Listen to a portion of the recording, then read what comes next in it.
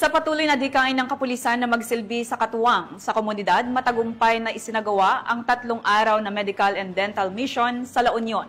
Sa ilalim ng programang Serbisyong Bayanihan, katuwang ang lokal na pamahalaan ng government organization na Confederate Sentinels of God. Yan ang balitang inihatid ni Police Corporal Joanna Marie de los Santos.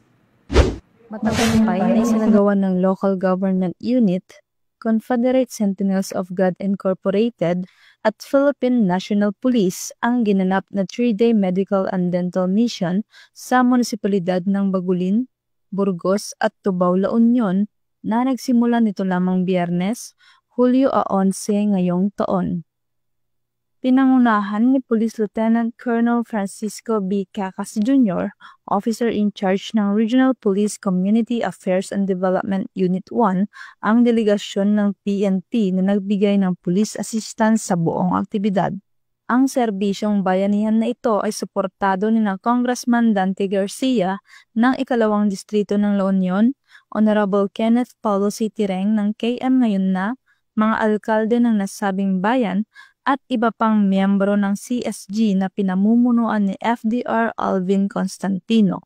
Asahan po nila na tuloy-tuloy po ang paglapit po natin ng mga serbisyo po sa ating mga kababayan at sana po hindi po sila magsawang umattend po sa ating mga medical dental mission para po ma-maximize po natin at maibigay po natin yung tulong sa kanila.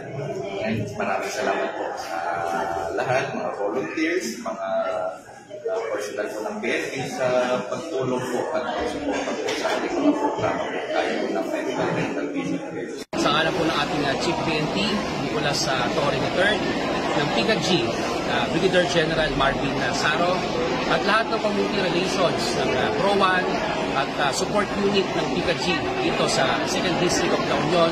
Maraming salamat po sa inyong partisipasyon. Napakalaki po ng parte at halaga ng kapulisan kasamang sibilyan sa pagtutulungan upang iangat ang maralitang kababayan. Maraming salamat po sa inyo. Umabot sa humigit kumulang 2,000 benepisyaryo ang nabigyan ng libreng medical at dental consultation, kabilang na ang pamamahagi ng libreng gamot. Yaman mi ko na po sa kasla nagayatan na po na ito yung inmay kayo to nga may tumulong kadagiti patanaw da kami dito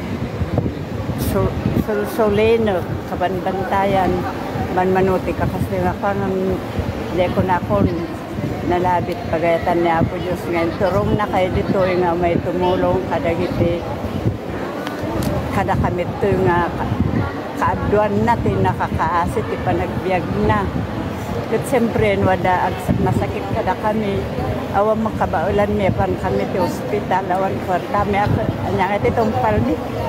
Nagsagawa rin ang PNP ng pamimigay ng flyers na naglalaman ng crime prevention tips, LCAC at PNP Isumbong hotlines.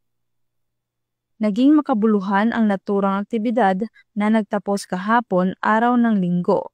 Isang patunay na sa tulong ng pagtutulungan ng pamahalaan, pulisya at mga pribadong grupo na ihahatid ang serbisyong tunay at may malasakit para sa bayan. Mula dito sa Ilocos Region, ako ang inyong PNN Correspondent, Police Corporal Joanna Marie de los Santos, alagad ng batas, tagataguyod ng balitang pulis.